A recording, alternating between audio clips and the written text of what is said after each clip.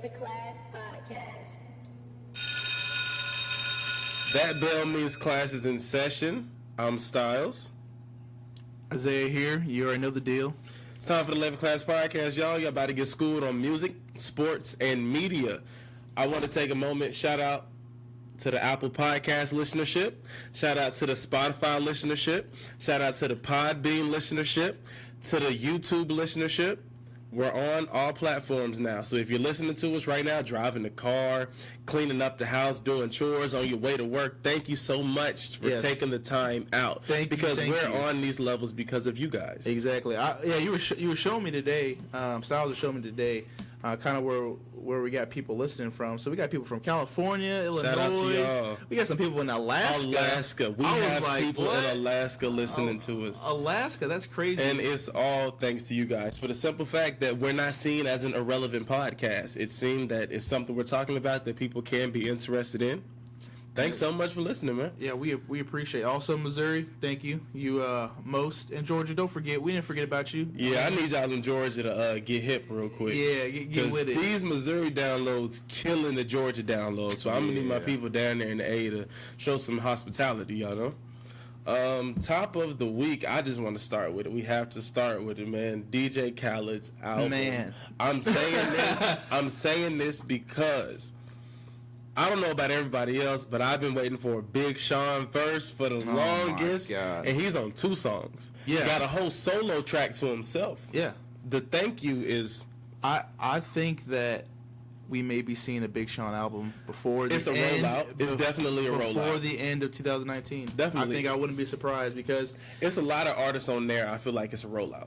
Yeah, it's a lot of it. Yeah, I'm Big Sean back. He in the media. I don't know if him and this girl got back together, but I need a song. I need a song from Big Sean because the verse on Jealous was more than enough.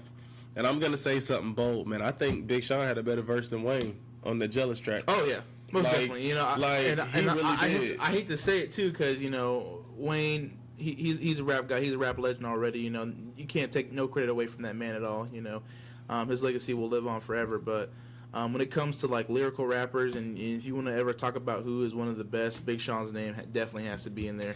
If you listen to any of his albums, I mean, he has gotten a lot of respect, not even from big name artists, such as Eminem, but even a lot of the lower lame listeners saying that, hey, when I was younger, I was listening to you, and this is how I became, Big Sean is inspiration. Yeah, like I remember when I first heard about him, man.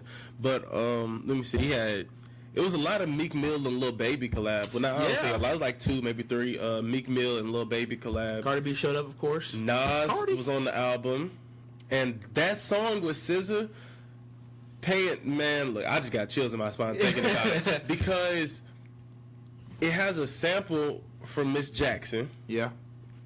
And I'm from Georgia, so I'm an Outkast fan. So you're I'm an Outkast fan. Yeah. Oh yeah, I love it. I love that. So, but the joint called Just Us with SZA on it has a sample from Miss Jackson, but I could see that song being like in movies and like definitely being a voiceover or like that SZA does. Wow, it gets into movies like a sound.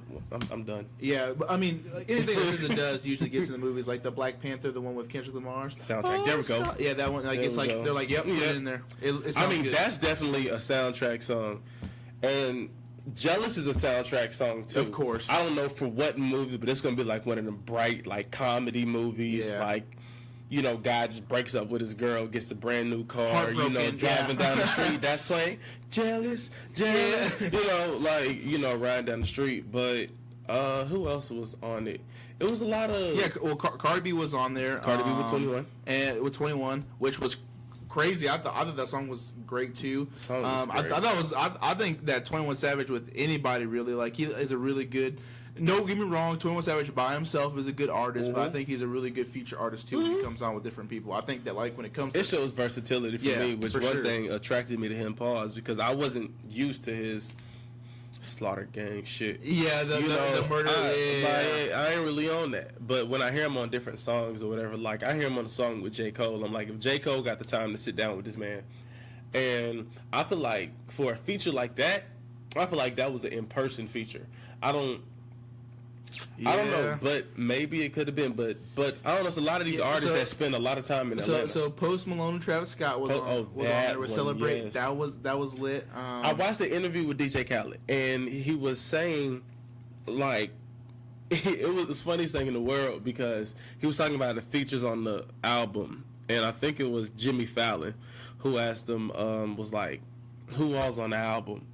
And DJ Khaled was like, all of your favorites. And I'm like, all of your favorites. And I'm like, yeah. And I thought about it. I said, this man, he was like, so what's the best single? And DJ Khaled said, all of them. And DJ Khaled said, I'm not doing it simple. He said, why don't I do 7 hit singles, 9 videos? Like, literally, there's almost a video for every song on there. And I love that. I love it, too. It's not even videos. It's movies. Because that's what they call them now. Like, when I was watching the Jealous video, the whole lead-up with J-Lo and everything, I was like, damn. Why I say, like you're 2 separate... Well, the whole lead-up with J-Lo, I'm like, okay. And then we get to the video, I'm like, oh, Chris Brown. I'm like, okay. Yeah. And Wayne, okay. Wayne hadn't been there when they filmed it initially because the way the video was set up, you clearly, like, Chris Brown and Big Sean was there together. I'm like, that's like, My Last was one of my favorite songs when they came out way back when. But DJ Khaled's album, I expected to do numbers. I expected to do major numbers. Yeah.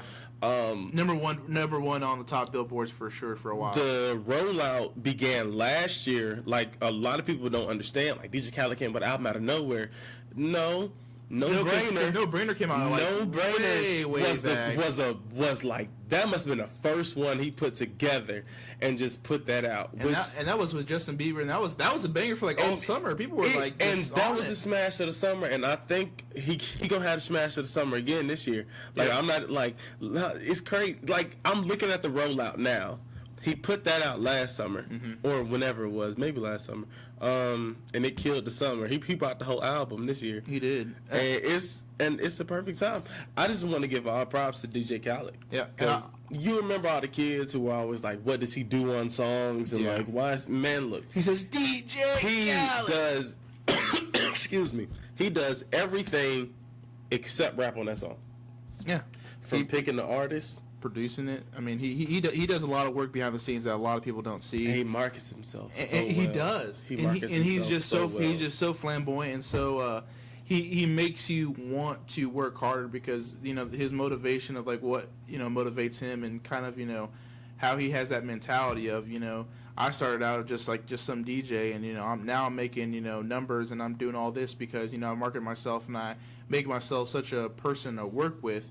I make myself, somebody that's going to be like, hey, I can sit you down and say, you're going to be on this album because I want you on this album, not because, or I need you on this album. More like, because like he doesn't really, he wants a lot of people, but he needs a lot of people that he looks at and that he thinks that he can envision, hey, like this song would be great for you. This beat right here would be great for you. And all I need is a talent. I don't care what anybody tells me. Putting features together is a talent. It is. Because it's not...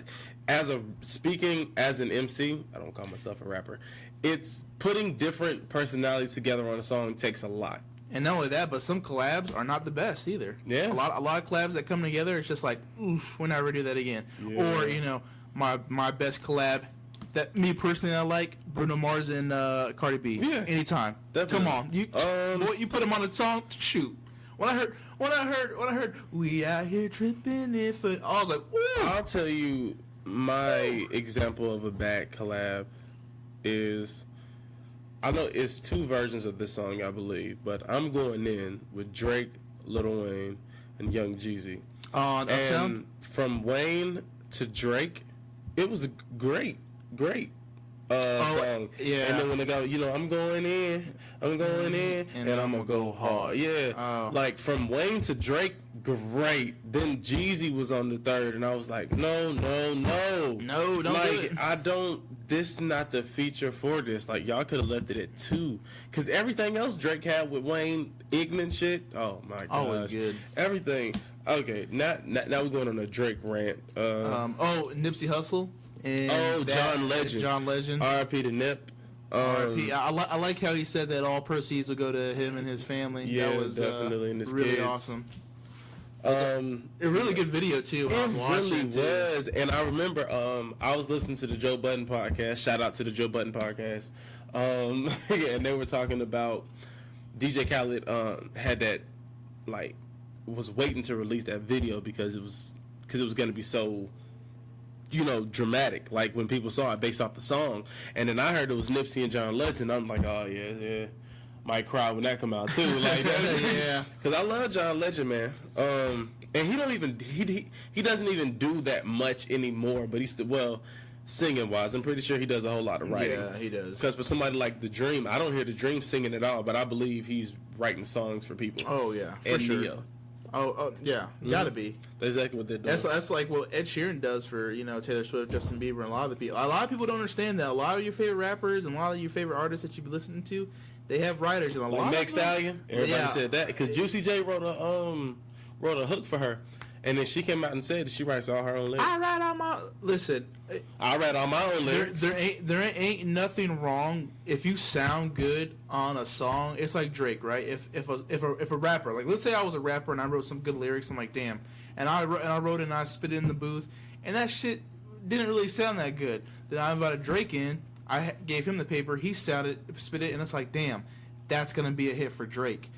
I'll take my cash and I'll let him take the words as long as he knows the credit where I get my credit is due. But other than that, if music sounds, because sometimes music just sounds better with different artists, and that's no offense to you as a writer or you as a creator. It's just because that sometimes when you put something into the earth or into the world, it may not be meant for you to speak it, you know? Like sometimes people have a better message to put out, and maybe it's just not for you to say it, or maybe it's for somebody else to carry it on and say it. Oh, definitely. So in my defense, I don't care if you got a ghostwriter. If a song sounds fucking good, it's going to sound good. But sometimes people that rap have the lyrics, have the style, but it's just not necessarily, it's not going to sound good when they say it because they don't sound like a rapper. And sometimes rapping or sometimes music isn't for everybody. You know when you got it. And yeah, definitely. You just got to know.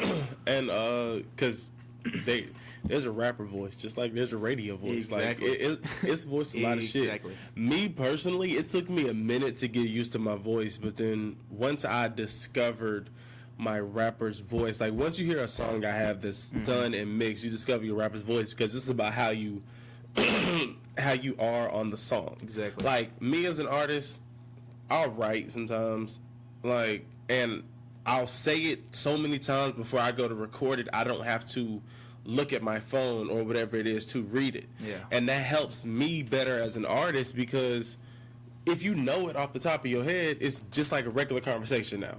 And you can put the energy into the verse so that way the track can feel it, as opposed if you're spitting something and you're reading it off a phone but there's no energy, you can definitely tell. Yeah. Like I have been in the studio and I give you, let me see, prime example.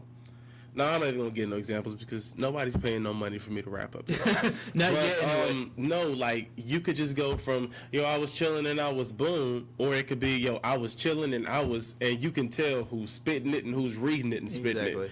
Because there's more passion to it. Because like if you're just sitting over here like a teleprompter, like if I hate that shit. Ladies and gentlemen, just so you know, all this is off the rip. None of it is just we're reading it from a teleprompter, coming from you live from KC5 News. Yeah, it's something like that. Today, exactly. In today's news, 4 men held at gunpoint at an Arby's. Stiles, it's nothing like that. We do all of our stuff. Now Nancy with the weather.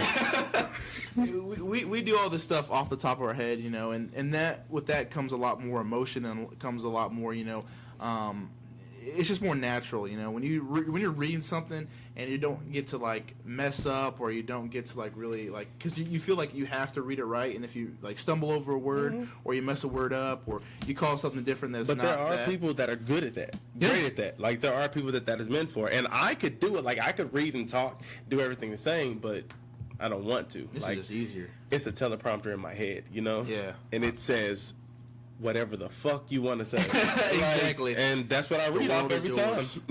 The world is yours. That's a good ass fucking movie.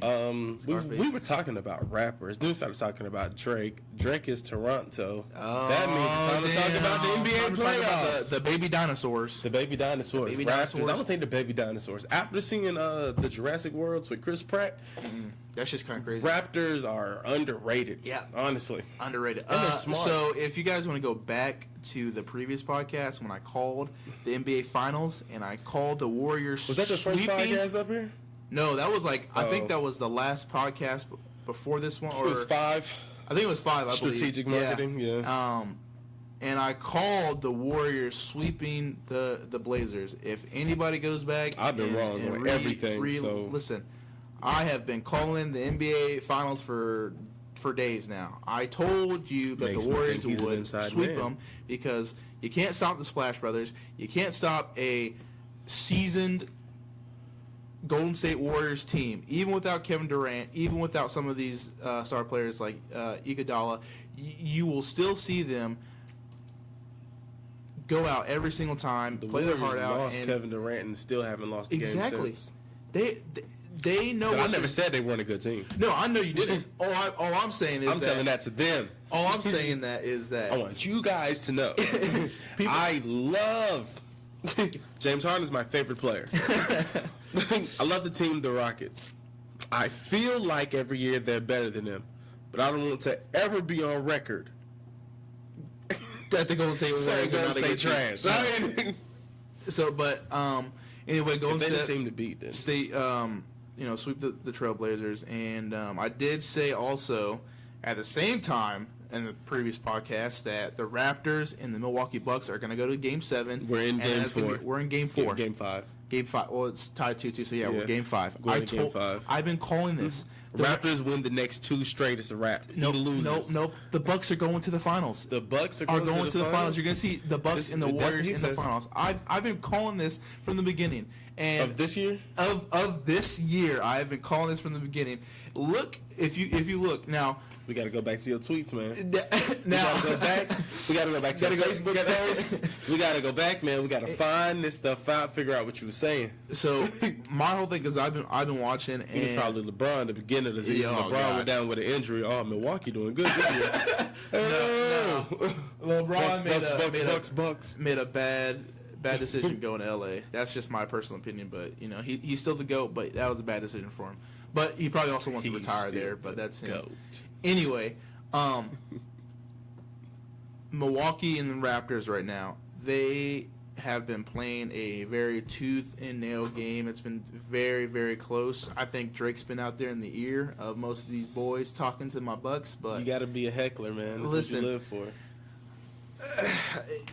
It's definitely in the Giannis jersey. Yeah, it's definitely been a very physical and a very go over. Yeah. It's been a very physical and very defensive game for sure. If you look at the Bucks and you look at the Raptors, probably one of the 2 best teams in the NBA right now with the best defense. That is just my personal opinion when it comes to playing in the paint. When it comes to Milwaukee was number 1 in defense and number 2 in offense. So I don't know if that's a team that Golden State wants to have to see. And I'm just keeping it as honest as I want to. Without Kevin Durant, I feel like Giannis is still, I feel like the team as a whole is great. Everybody's going to contribute. Everybody's going to put everything together. Well, will Golden State still come out on top? I believe so, because 3 is always worth more than 2. But I do not believe Golden State is going to walk through Milwaukee. They're not going to get swept. Yeah, so how do you feel about the Raptors and the Milwaukee Bucks right now, from your standpoint? Everything that I've thought about the series as far as taking care of home court advantage, it didn't look like Toronto would be able to take care of home court advantage the way Milwaukee came out firing off in Game 1, Game 2. And then Game 3 was the double overtime game? Yeah, I believe so. And Milwaukee still barely won with Giannis having a bad game. So that was scary, but then Game 4, Kawhi was in his bag last night.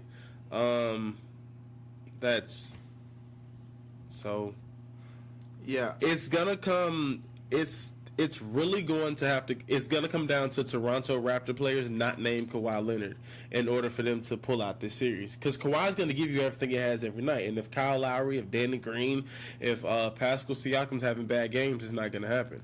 But Milwaukee, if Giannis is having a bad game.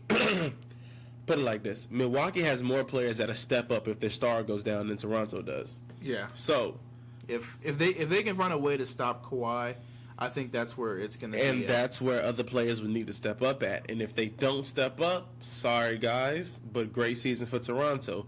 But if Kyle Lowry can step up, if Danny Green can step up, if Pascal Siakam can step up, if Marc Gasol can step up, the way Myers Leonard did against the Warriors, man, if everybody else can step up besides Kawhi, I don't see why this team can't go to the NBA Finals. And if they continue to play like that, I don't think they had a defense to stop the Warriors. You don't think so? Toronto? No. Oh, I don't think Toronto has the defense. I don't think at all. I'm sorry, but I think Steph have a field day with Kyle Lowry. Yeah. So the series right now is tied 2-2. They're going back to Milwaukee for Game 5 tomorrow. It's scary. It's scary. It's scary. It's scary. Giannis feels real good at home. That's all I gotta say. I love home court advantage, but it's really, really scary. Giannis feels good at home. They got beat pretty bad. They got beat pretty bad. 120 to 102. It was pretty bad. I don't even know what to call out of this series. I still got faith in Bucks fans. It's been a good time to be alive. Hey, listen, we need more Milwaukee people listening to the podcast. Like I Bucks said fans, last episode, stand up. I'm going Toronto. We got it. Don't even worry about it. Drake ain't gonna be there. He ain't gonna be there heckling. Don't even worry about it. Sure, if you say so. NBA news. Tyreke Evans is gone for 2 years. Yeah. 2 years. To people who don't know, allow me to inform you. It's time for Corey's Commentary Corner. Uh-oh. Commentary Corner. All basketball, all the time. With the ESPN sound. Whoa. Well, that was nice. Yeah. Corey's Commentary Corner. There we go. But Tyreke Evans is a player who played in Memphis back in 2008, who was coached by John Calipari, who now coaches the Kentucky Wildcats. To actually give you something that you care about, Tyreke Evans came in 2009. Same draft class as Blake Griffin, same draft class as James Harden, same draft class as Stephen Curry. And these players all in the same draft class. Guess who won Rookie of the Year, averaging 20 points, 5 rebounds, and 5 assists? Tyreke Evans. He won Rookie of the Year over James Harden, who has 1 MVP now. Steph Curry, James Harden has 1 MVP and a 6th-man award. Yeah. Steph Curry, who has 2 MVPs, one of them being unanimous, and 3 championship rings. Tyreke Evans has 1 Rookie of the Year. And 10 years later, he had an amazing season last year with the Indiana Pacers. I don't know if he thought he already had his last drug test of the season or if he just didn't care because his contract was up. But he got tested positive for drugs. It's a 2-year ban before he can apply to be back into the NBA. Yikes. And I don't know details still, but it can't be weed. No. It's no way in hell. No. They wouldn't. They would have gave him a fine. They're not banning you 2 years for weed. They would have gave him a fine. It's probably like cocaine or something. Tyreke Evans, I say this to you, man. Don't end up like Lamar Odom. Speaking of Lamar Odom, he been running his mouth too damn much. Yeah. Like, I seen he said some shit about he used a prosthetic penis for the 2004 Olympics. What? Why are you bringing that shit up, bro? Like, now you just talking too much. Nobody cares. Like, you're exactly. You're like, thank you for what, like, you made it through your situation. Just go through the Kardashian curse. Exactly. And just be irrelevant. Stop trying to come out to the people, tell everybody everything. Oh, nobody cares. I did this week. Exactly. Go get your money, bro. He's just talking way too much now, and it's kind of aggravating. So, do you want to talk a little bit about the NBA lottery? Because people have. Oh yes. I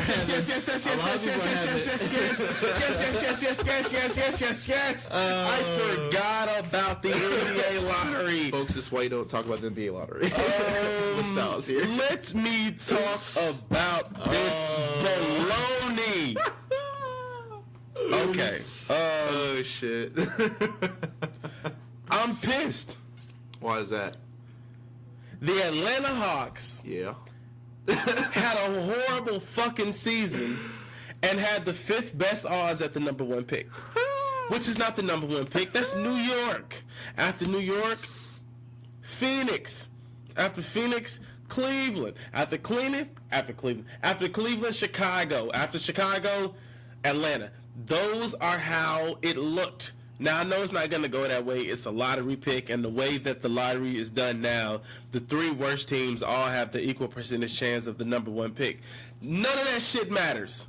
Nope. Because the New Orleans Pelicans, fucking Pelicans, who were supposed to have somewhere between the 8th and 10th pick, they had like what? It was like a 2% chance. 2% chance. 2% chance at the number 1 pick. Not to mention, oh my gosh, I enjoy it. If it was realistic, it shows that tanking doesn't work. So every team will have a chance to get better next year. Mm-hmm. New Orleans Pelicans getting the number 1 draft pick. Is it rigged? I would not like to say so. I just know that the way the picks went, they gave us to the 5th pick, up until the 5th, and then went to commercial. And then came back and gave us 4, 3, 2, 1. And it's like, why not go to commercial with before the 5th pick? Why get to the top 5 and then go to a commercial? Exactly. It's just a lot of shit that can really go into it. So, and then he came out. The owner came out with this is our little guardian angel, and this angel told us that if we brought it out, it was going to give us the first round pick. Go Pelicans! David Griffin is not a wonderful man to work with. No, he's not. He wrote a letter about LeBron when LeBron left and went to Miami. That was very, very vulgar. Very, very vulgar. Yeah. So, let me see. Yeah, I knew I had to say something about that draft lottery because I knew that you were gonna. Because I'm pissed at it, and now the question is, what exactly does it open up on the Anthony Davis market? That is true because they still haven't traded him, and they still have him. So they still have him, and now they have the first round pick, which is Zion Williamson. I mean, regardless, everybody knows it's Zion Williamson. Nobody's disputing that Zion Williamson is the number 1 draft pick. So that's where he's gonna go. So we have. Hopefully, you're proud to be a Pelican. Hopefully, he is. When he went to the draft lottery, he didn't have an agent, so he could have said, "No, I'm staying at Duke," but I guess he wants to go to the NBA. Now, the thing with this is this pick can be moved. I don't trade that pick, but the Knicks have the 3rd pick, the Lakers have the 4th pick, and I don't see why not. Go for AD. Go for AD. I mean, Lakers now have an abundance of young players and a lottery pick they can throw in order to get Anthony Davis. So if you're sitting at home and you're David Griffin, and who the hell is the GM of the Lakers nowadays? Do they have one? I think they do. Is it Kurt Rambis? It might be Kurt Rambis, but if I'm the GM of the Lakers and you're David Griffin, and I call you up, it's Rob Pelinka. Rob Pelinka? Pelinka. There he is, yeah. Oh, shit, he is a GM now. Yep. Oh, yeah. That's Kobe and LeBron and Anthony Davis's agent. There he is. He's the GM now. Oh, yeah. So if I'm Rob Pelinka and you're David Griffin, I call you up, and I'm like, okay, I know we've been here before. Hello, David. Hello, Rob. All right. Hey, how you doing? I'm doing good. How about yourself? I'm great. I'm here to talk business. I know we've been here before. You have something that I want. What is that? Anthony Davis. And what I'm willing to do. What are you willing to do for me there? I'll give you Lonzo. Okay. I'll give you Brandon Ingram. Okay. I'll give you Josh Hart. I'll give you a first-round pick this year. Okay. Top 10 protected pick next year. And a couple of second-round picks. So you lose Anthony Davis. You have the 1st and the 4th pick in the draft. You have Lonzo. You have Brandon Ingram. That's pretty good. It's tempting. That's definitely a tempting trade. I mean, or they could even put Kuzma up too. But I don't want him to be gone though. I love Kuzma. Yeah, Kuzma's a really good player. Kuzma is who I would have to say, bring me Kuzma, or we're not talking at all. Yeah, that's who's going to be on. It's going to be a determining player. So if they do give up the first round pick, if it was me, and I would you can keep all the second round. I'll take the other first round pick. So I can take the 4th, and they'll give me Kuzma. We can talk about we can discuss a little bit about Anthony Davis. Tough. That's what I'm saying. That's a tough because he's such a good. he will develop very well in the NBA. Now with like Lonzo Ball, I don't know. But honestly, what should happen? New York should pick up that motherfucking phone and make that phone call and say, "Hey, look, I'll give you Dennis Smith Jr., I'll give you Kevin Knox, and I'll give you the 3rd overall pick." And who else does New York have to trade? And a couple of role players. And you give me Anthony Davis. You get Dennis Smith Jr. is a product. He's going to be nice. You want to know why I say that? Because the Knicks give up that 3rd pick, which could be R.J. Barrett. Now you have the chance in New Orleans to draft R.J. Barrett, whom was a point guard at Duke with Zion Williamson, the person you were taking number 1 overall, unless RJ gets taken 2nd by Memphis, which then you get Ja Morant at 3, whom played AAU with Zion Williamson, so it's a win-win situation there. Exactly. New York gets AD for a year, signs Kyrie to a max, signs Kevin Durant to a max. New York wins the championship next year. They got the money to sign 2 players. They can make that trade with the 3rd pick, get AD for a year. If they fucking win or even get to the finals, Anthony Davis will resign in New York. Yeah. But who knows? I really was thinking something like Kyrie should sign in New Orleans. And the only way I thought that because of the person Kyrie is. Like, he's just a quiet person. He's not, he wanted his own team, so he goes to Boston. As an NBA player, I don't want Celtics and Lakers on my resume. Exactly. Because these are 2, and I want to keep these as dueling franchises. Cool, for anybody else to play for both, fine and cool, but I'm not following the money. I don't believe he wants to play with LeBron anymore anyway. If I'm Kyrie, I'm going to New Orleans. Because I go to New Orleans, I tell Anthony Davis, I say, hey, look, all this talk about Anthony Davis getting traded to the Celtics, all this talk about Kyrie signing with the Lakers, Anthony Davis getting signed with the Lakers, kill all that. Yeah. Kyrie quiet, cool down, go down there and sign a little 2-year contract in New Orleans. They trade Drew Holiday and some other pieces and get back some people or just give up some money. Sign Tobias Harris or another notable free agent who may even sign to Jimmy Butler be a free agent. He'll probably re-sign with Philly, but yeah, he will. They're gonna offer him. And then you keep Anthony Davis. You draft Zion Williamson. So you got Kyrie, Zion Williamson, Anthony Davis are your key 3. Zion Williamson is young, whatever, but he'll develop. And you trade other players at that point guard position because you got Kyrie now.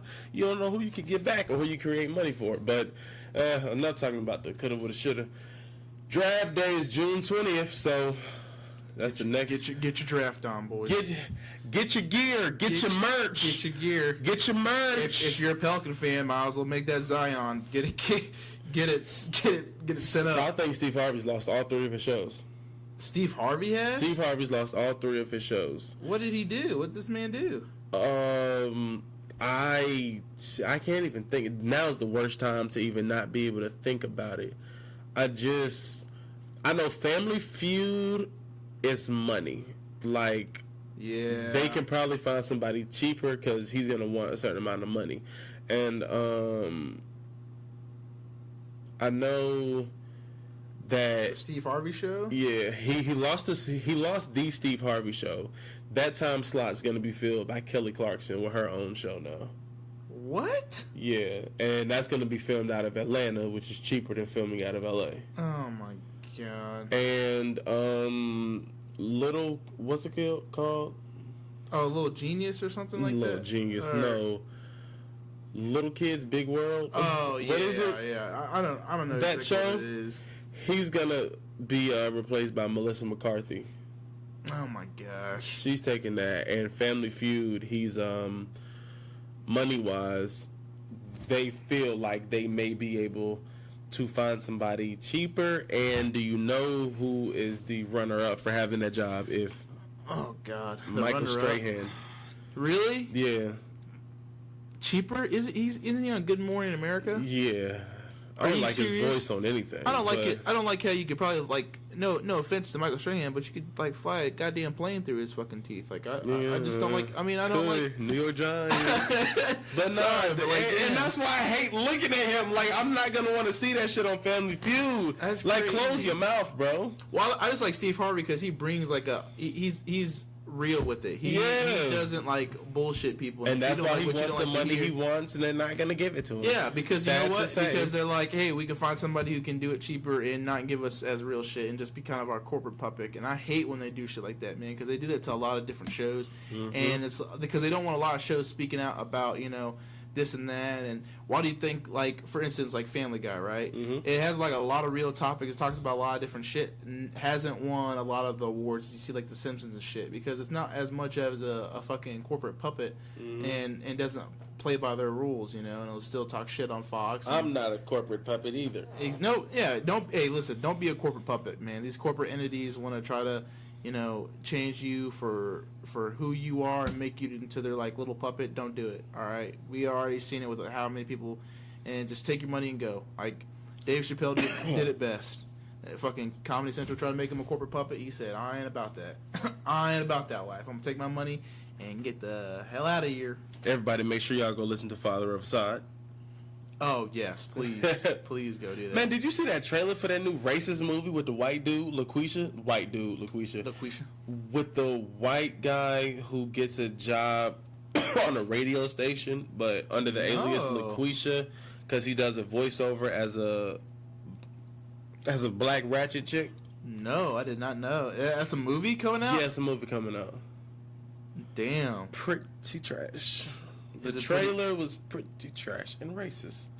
Pretty trash. I didn't like it. So it's just about this white guy who does a voiceover as like a black woman. Like can't get a job anywhere as a radio person, DJ or whatever. So he creates the personality, Laquisha or whatever, and like it blows up. And basically, like you got him on the radio with like people calling in, hey, I think my man cheating on me or something, blah, blah, blah. And, like, dude play the role. Girl, go ahead and just, like, white dude doing that. Girl, go key his car and blah, blah, blah. And I'm like, this movie is, even if I'm high, I can't. Like, is this movie just coming out like now? it's gonna be. This is some current shit. I gotta look this shit up now. This is some current shit. What the hell? This is some current shit. What? What? I am.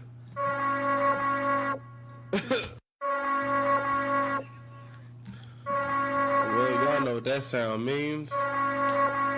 Zay looking at the trailer for Laquisha right now, so we're gonna let him finish that. But damn. Y'all know what that sound means. It's time for the fuckery post of the week. Fuckery post. And boy, oh boy, oh boy, oh boy, do we have one this week.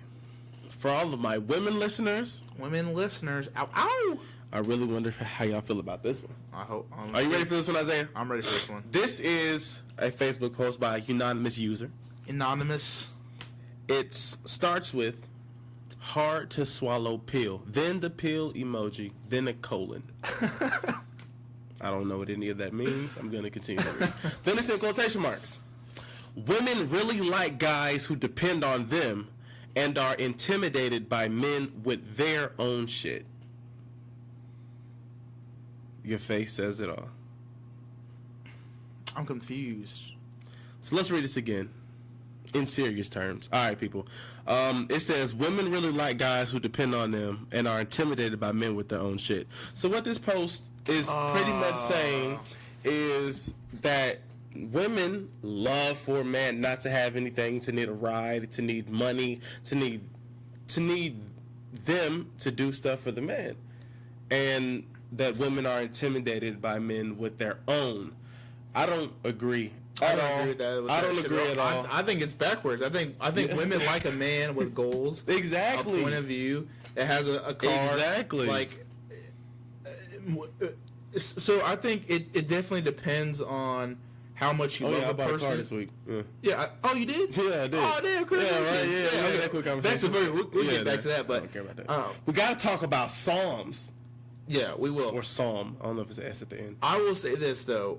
I think it depends on how much you love a person or how much you actually care for the person, and if you've been with somebody from day one or whatever. When it comes to money and stuff like that, if you're going to take care of somebody, you're going to take care of somebody. It's not so much about I have this like bill, or like I have this all against you. Like, oh, remember that one time I paid for gas? Like, a real person's not going to do that. A real person's just like, I got your back.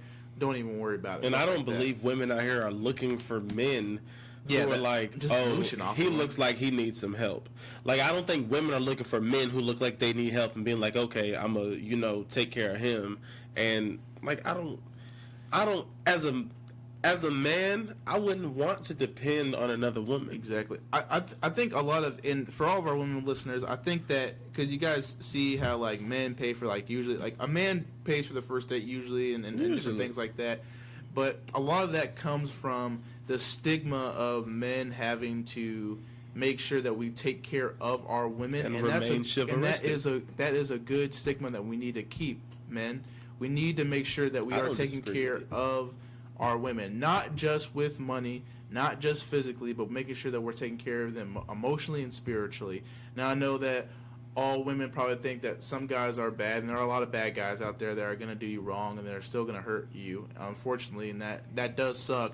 But women, there are a lot of good men out there, and you just got to give them a chance, because there are a lot of women, I feel like, nowadays are so scared to hurt and so scared to love again because of what this man did to them or what this other guy did to them, and now they have a good guy in front of them, a real good guy, a decent guy in front of them, and they're scared to even try to give them a little bit of love because they're scared of it happening again and then them having to start back to zero, which it is tough. But women, there are good men out there and they will treat you that way, but you know, men, we got to take care of our women. Now, like Tupac said, we need to take care of our women. Like the late great Tupac said, we got. I agree 100%. But I disagree with women being intimidated by men with their own shit. I 100% disagree. I know multiple women who find it so much more attractive. Exactly. Like, it's. And majority of women, I think, will find it attractive that a man has point of views, goals, has side hustles, and is making money and is doing something to at least selling drugs, man. Yeah, exactly. And even if you have the type of girl that likes that thing, that's cool because there's a lot of ride or die women out here. Yeah, there is. Like just like it's men who be in these streets, it's women who want to be in these streets too, and those be the ride or die ones for them, for your type, your type. Man. Not us. Facts. That's facts. But that's a fuck repost for sure. 100%. That's some fuck boy shit right there. That should come on now. Women want a man that's desperate out here, like Squidward from SpongeBob. Spare change, please. So Trayvon Martin's mom is running for office in Miami. I don't know how to feel about that, honestly. So, I don't know how to feel about that. My whole thing is, I hope she's, and people may not like what I'm gonna say or like my point of view on it, or I want to hear it. But my whole thing is, so with her running for office, I hope she's running for the right things, and I hope the first thing she's not trying to do is come down and crack down on like law enforcement or gun control or things of that nature. And the reason why I say that is because I know that, you know, she lost her son and she lost her son under terrible circumstances, which no mother should have to ever bury a child. It should never have to be that way. Never want to outlive your kids. But at the same time, when you're running for office and you're running for the whole state of Florida, it's completely different than if you're running just for your county or like your little area. Like, you have to worry about the whole issues that are going on in Florida, and not just like your own personal vendetta. And I hope that she's not trying to, you know, go through and make sure that, you know, she's cracking down and like basically trying to get like get revenge. Exactly. Like, but I don't it'd think be a crazy revenge plot. It would be. Like, yeah, I went through all to run for office just to get you in jail. But with that being said, I don't think that is the case in this case. I think that she just wants to change her community and do the right thing. But how much of the popularity is going to get her there? Like, how much of the people you think? A ton of it's going to be from sympathy votes. A ton of it. Like, and I would say at least 30 to 40%. And I don't agree with that at all. I don't either. Like, I'm sorry, but I'm on the side of the fence that feels like it's going to be vote, yeah. Exactly. It's not going to be down to her politics. And don't get me wrong, she may be a good politician. And people are going to look yes. She may be, but I agree. But the thing is, I think a lot of it's going to be based off emotion, and that is where a lot of it can be tricky because when you bring into emotion, into logic and reasoning, when it comes to politicians, that's when it gets a little dicey. So I hope you're right in this case, and I hope we're both right where she doesn't push it, but at the same time, I do believe that a lot of it's going to be sympathy votes. Yeah, like I believe votes. like her candidacy, like how she gets voted upon, if we look at it, I guarantee at least 40% comes from sympathy votes. Or she at least talks a little bit about her son, saying, I lost my son, da-da-da-da-da, and this is the reason why I'm going into it. My question is, RP Trayvon Martin, if she never loses her son, is she running for office right now? No. Exactly. No. I don't agree. She's created hype. The hype died down. It's time to build the hype back up. Exactly. Simple. Sorry to say it like that, but that's honestly how I feel. And that's the crazy part, because when you lose somebody like that and you lose people, the thing is the world keeps going, and I think what a lot of people don't understand is that the world will keep moving. Even after you die, people will remember you, but only for a certain amount of time, and then the world keeps going. They got their own stuff to worry about, you know. Same thing that happened with Tupac, same thing that's going to happen to X, same thing that's going to happen to Nipsey Hussle, same thing that's going to happen to, a lot of other people that will die, and even after me and Stiles die, people will remember, but the world keeps going. The world keeps turning, and people will forget after a while. And I think a lot of, in this day and age, is that we feel like we should never forget about those people, so we try to bring up stuff to make them relevant again. Like the whole thing with, and this is me just going kind of like taking a leap, but I think it's the same thing with Michael Jackson. What happened with that HBO shit, when there was like the whole like they were just trying to bring him back and try to make him in the media of like, oh, he was a child molestation. Like, let that man rest. That man is dead now. Like, and not only that, but there's been so many studies to prove that he was not a pedophile. I mean, there was a person who studies people of pedophile tendencies and said that Michael Jackson did not show any of those traits. I think a lot of what it was with Michael Jackson is he didn't have a childhood. He was basically told to be a star, became this huge worldwide star. Now, I'm not talking just the United States, worldwide. I mean, crazy. People everywhere knew him as Michael Jackson. I understand how that fame and the only way, and the crazy part is in that's in Alaska. Yeah, and that crazy part is in that HBO that show of what is it was called, Leaving Neverland Ranch or whatever. One of the guys supported Michael Jackson when he first had those accusations, and then said when he went to a therapist over he was like, oh, then I started to realize that what he did was wrong. You know what it was? A fucking money grab. That's all it was. Yeah. And it's people go broke. Everybody goes broke. And at some point they stopped, like, well, why can't I just use my fame or like what I used to do to get some money? And it's just sickening to see what we do for fame and money. Like, it really is. Like, if you want to grow and you want to make your own money and you want to be popular, by all means do it. But guess what? It's going to take some time and work. Me and Stiles ain't going to just magically have, a million people listen to our podcast. That takes work and time. It may take years, it may take months. Whatever it takes, it's going to take some time. But you don't just grow and you don't just become this worldwide entity overnight, And that's the thing. I think a lot of people think that fame should come easy and just come natural to them. And it 100% doesn't. It's just because we're on Spotify, we're on Apple Podcasts, we're on Podbean, we're on YouTube, and guess what? We're still broke. Exactly. So, we're not broke. Shit, I'm broke. But I'm not. No. I'm rich when I can buy it twice. I'm rich when I can buy it without checking my account. I'm broke. No, okay, not really. Broke. Not really. I guess by that. Jay-Z said, if you don't buy it if you can't buy it twice. Simple. Damn. But no, for real. It's people support. I just can't, it just keeps playing through my head, just, how much love we've gotten off of this podcast. Yeah. And we haven't even hit episode 10 yet. Yeah, so it's really thanks to a lot of you guys that you're listening. So we definitely appreciate it, but the lunch lady who got fired for giving away free food. I don't just real quick. I don't agree with it.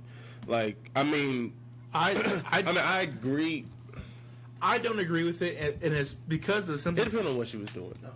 I mean, yeah, if she was giving out like fucking like the Go-Gurts and the water, the Propel water balls that cost a lot of money, or those Otis cookies, ooh. If she was doing that, then yeah, get her out of there. But you know, there's a lot of kids that you see going through that parents don't have enough money to pay for lunch money. On the plate. Yeah, like there's a lot of parents that don't have money to like pay their kid for lunch money, and sometimes kids go hungry. I still never understood how that even worked, man. Like, I didn't have to pay for lunch, like, but I still don't understood the kids that had to pay for lunch. So there's a different direct. So based off of your house income, if you made less than a certain amount, then the school would pay for lunches, just because you're kind of viewed as, unfortunately, not of the higher standard, and like you're not the middle class. I was in school, my mom had me on that list. Yeah, I'm sorry to break it to you like that, but and then those who can't afford it, basically, their parents bringing the money is basically like paying for the because they make enough money, so much money a year that they're basically paying for the people who don't. But the thing is, like, you can't get extra stuff. Like, you can't get like the Propel water. Like, you have to bring your own money for that if you want like the extra stuff. And so, but at the same time, like, some kids, I saw some kids that be balling out. I used to buy the Gatorades at lunch. Bro, that's how you were popular in high school, is like at lunchtime. That's how you knew you were balling out. Because I saw kids come in with like $200 bills, drop it in their lunch account, be like grabbing like 4 or 5 cookies, 2 Gatorade bottles. I'm like, damn, your parents must like you. The easy days, right? Life is so simple. Life is so simple. But that's very unfortunate though, because like a lot of kids in certain areas can't afford lunch. So I think basically what it was is probably the lunch lady felt sorry and saw these kids not just once but probably day in day out not eating lunch, and said, you know what, I'm gonna give them some free food, and just got caught on the wrong day. Or I worked somewhere that got fired for giving unauthorized discounts one time. Really? Yeah. Was it like? It was like, I'll put it to you like this. I have a heart, man. I have a crazy heart. And I remember being a kid and wanting toys and stuff. And where I was working at, stuff wasn't normally this much. And it was a time where there was a mom with her kids, and she was buying groceries and stuff like that. And she only had so much cash on her because she had the EBT card. And then she told the kid to get the toy, put the toy up there, and then she ended up, it ended up being more than what she had in her hand. So I discounted the toy. Now, I know it sounds like, oh, just that one time, you did something. Nah, man, it was another time where, like, it was a family that didn't have a lot of money for school supplies, and I was trying to help. They took advantage of me. Yeah. Those people. Yeah, that's how that story went. Didn't work there anymore.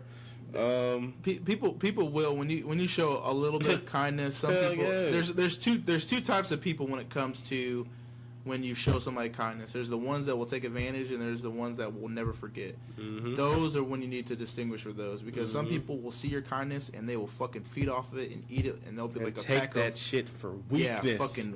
And that's not what we want. Yeah. You know whose kindness got taken for weakness? Whose? Arnold Schwarzenegger's. God damn! Did you see that video of him getting kicked in the back? That's what I'm talking about. Yeah, that shit is fucking ridiculous. I saw 2 different angles of it too, so it was wild. I saw the angle from where like you're looking at Arnold, and then you see the dude run up behind, and then I saw the angle from behind Arnold, from like the back right of him, where you see, and buddy, like what was that? I don't know. Like what? Why? I think a lot of it is that when you see a famous person, and maybe you don't disagree with like what they did or something like that, because you also understand that he also ran for governor of California and won, and was governor for California for quite a bit. But the thing is, whenever you become famous to a degree where like a lot of people in the world know about you, you're obviously gonna have haters, and you're always gonna have people that are gonna. Crime? Oh no! Was it publicity stunt, or is it? You know what? Just get I'm some gonna go jump. I'm gonna go kick the Terminator in his back, and then I did that, and I'm gonna be famous. Exactly. Well, because they're gonna give me my limelight. Well, that is where we're going, and I think that's where a lot of the United States is going, because anybody can be famous for any fucking thing. I've been telling people, like, I'm the kind of person, I should have been doing the dumb shit in the stores. Yes. When I was younger, I did, and I have a friend, Jeremy, if you listen to this back at the crib, he has it on camera. Like, we used to go to Walmart, and I was filming videos and doing crazy stuff. I didn't stick with the shit, so, anyway. Yeah, well, I mean, because... as you get older, you mature and you realize that the dumb shit you were doing when you were younger. I mean, yeah, of course you're still gonna be childish. I would love to go to Walmart right now and just bike around. bike around, yeah, around. But the thing is, that like you're not gonna do something that's gonna like damage or like make somebody else's day like shitty because they had to pick that up because you work now for a living. When you're younger as a kid, you don't know that shit. You're just like, I'm a kid, I don't gotta work right now. Fuck it, I'm gonna cause some damn havoc. But yeah. I agree, because like nowadays you can be famous for anything. Like I wish I would have started the fucking Tide Pod challenge. Motherfuckers be making good money. Now you can do videos on TikTok or whatever the fuck it is, and just like short little clips. People have like over 32. Like I have a friend who does TikTok, and we're in the military together. He has like 40,000 viewers, like subscribe to him. Yeah, you need to go and talk about the podcast. Yeah, that's what I'm saying. That's what. But he started doing dumb stuff, and he's just a tall guy that has a deep voice, and it works for him. It works, and that's the thing with TikTok stuff like that. You just got to be dumb and just talk about anything.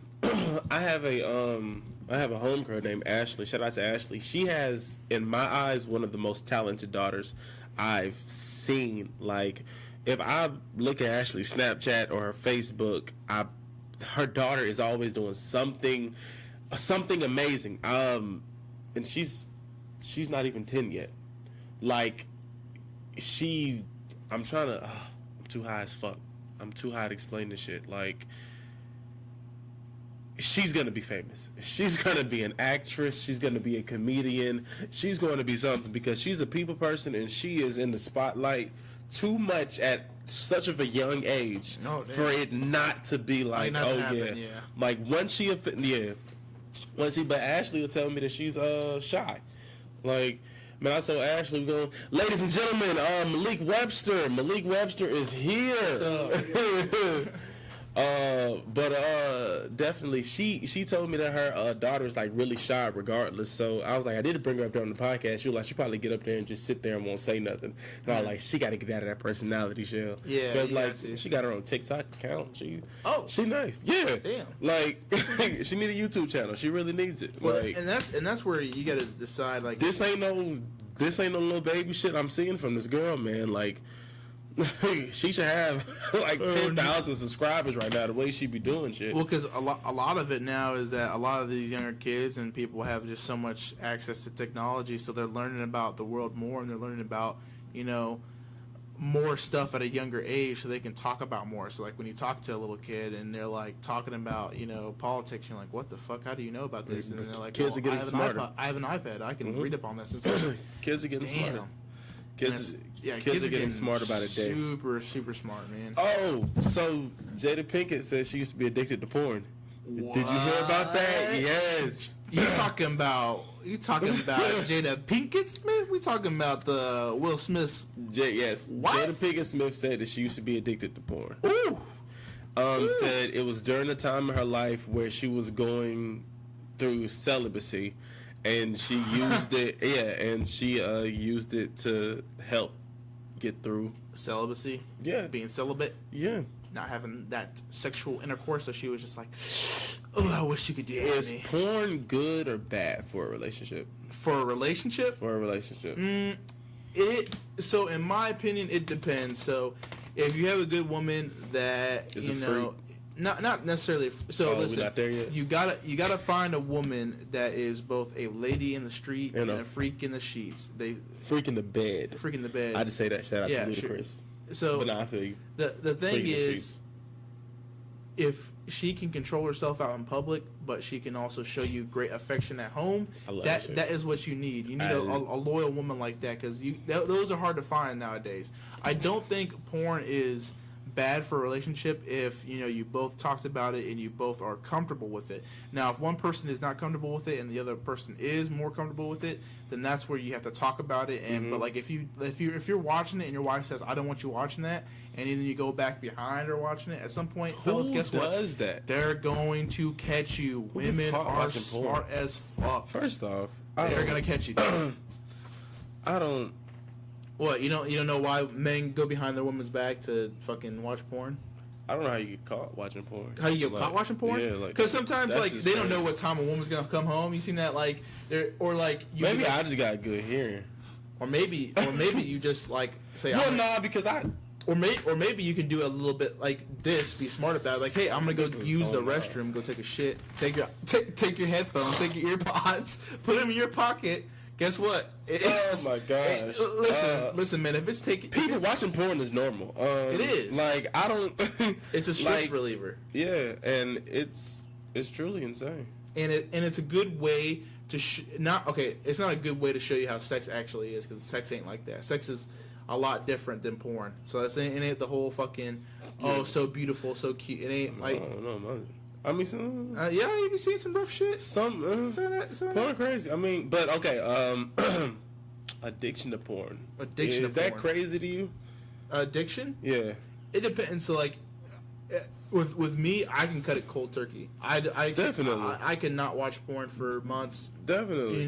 I don't need to watch it. But if you have an urge and you have to watch it every single day, there is a problem, because at that point you're kind of getting disconnected from reality, and that's with too much. That'll mess up your whole sex life. And that's too much with anything. I believe we get addicted to a lot of stuff. I think we get addicted to like Facebook, to Instagram, to Netflix, to Hulu, to whatever it is. We get addicted to it. My whole thing is you need to spend time with human interaction, talking with people, and taking a goddamn break from technology. You'll go crazy. Media. You'll go crazy. I don't think it's so much just porn addiction. I think it's just addiction and using too much of stuff too frequently. Now, don't get me wrong. If you want to sit down and watch Netflix, for 6 hours in a day, be my guest if you got nothing better to do. But it depends on what you do the other rest of the week. Yeah, if you're doing that every single day, 18 hours. Yeah, if you're doing that every single day,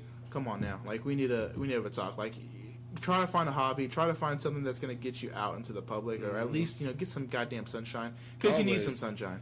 It's got vitamin D. So that's the thing with today's generation, bro. Y'all kids don't get told, get out of here and go outside with your friends. Man, my mom kicked me out the house. We had to go outside and play. Yes, we had to. My mom was like, you need to go outside for at least 3 hours. Yes, I had my friends in the neighborhood. Yes. Walk down to one house, walk over to the other house together, and be over there hanging out. Like, man, been there, done that. We was out there getting black as fuck in the sunlight all summer. Exactly. And now it ain't like that no more. Because guess what? Because instead of going outside, everybody's a gamer. Yeah, you can just be like, hey mom, I'm gonna go play with my friends. Okay, puts on a headset. That's what it is now. It's jump online. Yeah. Fortnite. Are you ready to jump? I'm building. Yeah, it's like that now. Because back in my day, because you don't know about this. But shout out to the gamers out there, though. Shout out I don't think there's anything wrong with the gamers. I play games too. Yeah, me too. And I love watching gamers on YouTube. Like, you guys, I appreciate the streamers. Exactly. We appreciate you guys. But at the same time, like, you probably don't know about this, but I used to be an avid skateboarder. I used to skate a lot when I was younger, because I had friends on the block that used to be able to skate. But the thing was, I was a little bit heavier set back then. I couldn't do like fucking like ollies.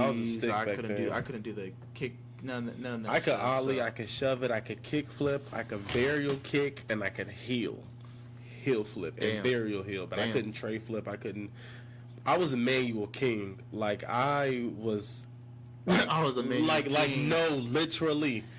Like, we be skating down the street, and we see one of those driveways with that smooth ass concrete. Yeah. I used to ollie on manual across and ollie back off and then ride, but it wasn't nothing. It wasn't that major though. I wasn't Terry Kennedy or nobody. We had some majority of shit I couldn't even do while moving. I was stationary with a lot of my shit. Yeah. We had kick flip and shove it. I could do moving. Yeah, I couldn't even do an ollie because I was just too big. I'd break the goddamn board. But when it ever came to racing, shit, gravity was on my side. I was fucking shooting down the middle. We had this steep ass hill. It was deadly. This is when I knew I was not meant for skateboarding at that time, because I was going down the hill and the board started wobbling, and I'm sitting there and I'm like, there ain't no damn handlebars, there ain't nothing to grab on. And I'm sitting there like, damn, this shit. And I think my leg went one way and I went the other way, and I like fell off and I just skid, and it was just the worst road burn I've had in my life. Man, I got a road burn off some rollerblades one time. Ooh, rollerblades. Coming down the cul-de-sac, and my homeboy Mike was just standing there watching, and then just laugh. Like, that shit. Enough of memory lane. But them man, kids have changed a lot, man. Like, becoming famous, you can become famous at an earlier age. You can do shit that, like, back in the day, people didn't really think was super big, but now is super big. Like, a lot of the stuff that, like, what people think of how you make money is not at all what it could have been, back then at all. Like, YouTube was not even, like, I remember going, like, downstairs and, like using YouTube on, like, pulling up clips and stuff like that. And it's not as restricted as it was. Like, you could find, like, beheadings. You could, like, you could find some really crazy shit on YouTube. Now, it ain't like that. It's, like, very kid-friendly. It's very, like, it's very PC. It's very, clean and cut and precise. Like, and of course you can still find the darker shit, somewhere else. But, yeah, that's what you have to look for. If that's what you're looking for. But at the same time, YouTube and all this stuff was not like that. And that's only in the first, like, 10 years. Like, I was 10 when, like, YouTube. I think I was 10 or, like, 11 when YouTube first came out. And now I'm looking at it and, like, what's next? What are we going to see in the next 10, 20 years? Like, it's only going to get better, I think, It is just going to continue to progress and progress and progress, and shit, can't ask for too much more. Like, I'll admit that I 100% believe that the future we have ahead of us is insane. Yeah, I'm very excited to kind of see what's in store for us. And I think a lot is going to change. I'm not excited for sure. Laquisha. Okay, so what is your personal opinion on it? Because I've been watching a little bit of this, and I mean, I understand the comedy aspect you're going for. It's a no-name white guy pretending to talk like a ratchet black chick and giving out bad advice. Sounds like a bad movie. It does sound like a bad movie, but I saw from other reactions, like other African American people, like they said that it's funny. They're like excited to see it, and me personally, I just think it's going to be bad because it's. But my whole thing, would it be funny if a black guy was doing something and was talking like a white person? But we just saw that with that movie with Keith Stanford, I think. Oh yeah. Sorry to bother you. Yeah, Sorry to Bother You. Yeah. But that was a weirder movie. That was a weird. That was a weird. And this, like, that movie was bad. In my opinion, a lot of people liked Sorry to Bother You. I liked it. I thought it was different. A lot of people did. I did not like it. It wasn't House Party 3. No. Like, but it wasn't my favorite movie ever, but it was a good movie. Yeah. Well, this, I feel like, is gonna bomb. It might be funny, and some people may like it, but it's not on my list. Do you think that it's because of the racial aspect of the white person doing it? No, I just saw the trailer and I didn't like that terrible white guy. Yeah. I was like, who's this guy? For a second I thought it was Tom Cruise, and then I was like, oh yeah, I'm gonna watch this. But it wasn't Tom Cruise. It wasn't Tom Cruise. Yeah, I don't know that the movie does look like shit. It looks like it was like budgeted at like $1,500. So I mean, I think it will have like a couple. Like, you rolling with Laquisha? No, yeah. I'm not. But I'll still go watch it, and then I'll give an in-depth review. Watch it for that simple fact. Yeah, but see, just to see, like, I saw Laquisha, it was bad. But there's some movies though that are really so bad that they're super good. Like, have you ever seen The Room with Tommy Wiseau? They made a second movie with James Franco and Seth Rogen playing as Tommy Wiseau, and it's about this guy who. What's it called? It's called The Room. The Room. It's a funny ass movie. And the remake is called The Room? No, it's called something. It might be called The Room. I feel like I saw it at Redbox one day. It was like a documentary type joint. Not really. It's kind of like going on to like the, like the backstory of the room. Like it's weird.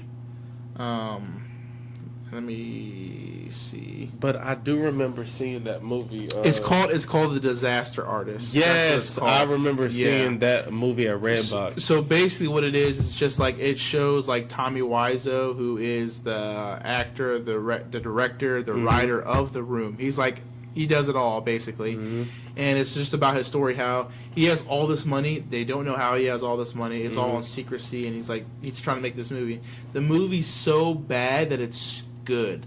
Like the acting's terrible, the like little sex scenes they have in there are terrible. Like there's parts in the movie where it's like so bad that it's good, and that makes me think. You know a movie that's so bad that it's good? Have you seen? Because Master P, there's I Got the Hookup 2 coming out. What? Have you seen the original version? I've not. Man, it may still be on Netflix. It may not. You know, it's one of them old movies. You know, like one of them like Friday setups. You know, okay, yeah. Like I Got the Hookup in that movie. He was selling. He was just selling he was trapping out cell phones or however it went down. But there's a new one coming out. I Got the Hookup 2.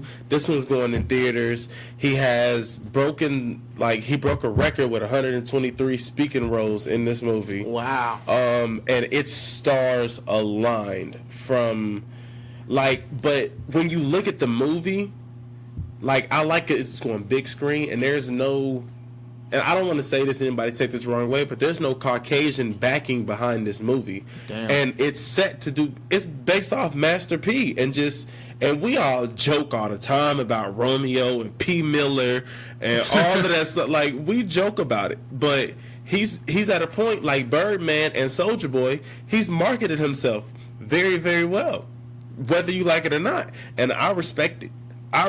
No, I didn't buy P. Miller clothing line and stuff like that. Yeah. But the movie, I believe, is going to be nice. And he said he got Debo in it. He got Michael Blackson in it. Damn. I mean, it's gonna be a amazing list of African American actors, and I know that for sure. Romeo's in it, of course, his son. I think it's gonna be a good movie when it comes out. But the first one is one of those urban movies that's so good, so bad that it's good. I've seen a lot of movies like that. That's good. Man, you know who used to make great movies? Who? Forrest Whitaker. Yeah, Forrest Whitaker used to make some. The Butler? Yeah. What was that other one? Repentance? Where he played that crazy dude? Oh my gosh. Vantage Point? Yes. Forrest Whitaker got some bangers. He does. I really want to go on a Forrest Whitaker binge because he makes some amazing movies. Like him and that Lazy Eye, man. Yeah. He be doing the thing. He be doing that thing, and man, shout out to Forrest Whitaker. Yeah, shout out I to need to see him Whitaker. in something new coming up. But so for all you folks out there, I'll be leaving this weekend. Where's the applause button? I'll be going to Minnesota this weekend for Soundset. Gonna be seeing the Lil Wayne, probably one of the best rappers alive. I'll be seeing G-Eazy. The Lil Wayne. I'll be seeing YBN Corday. I'll be seeing Royce the 5'9". The Royce the 5'9". I'll be seeing guys. This shit is SZA not a will game be there. here. SZA will SZA. This is not a game. This ain't a game, so I'm very excited. So I think we'll have a lot to talk about Monday when I come back, and I'll be back late night, for the late for. But you guys will be late because y'all will be looking for it. Exactly. Yeah, every single week, man. Just once again, I just cannot take enough time out of the day to explain. Thank you to you guys. Yeah, thank you guys so much. It's been a joy to kind of see, how we've grown so much in such a little time. In so little time, exactly. Yeah. And with also Montana 300's album, Views from the General's Helmets, did come out. So everybody, please make sure that y'all go check that shit out. Because that's an amazing listen. And oh my goodness, Miss Class is over.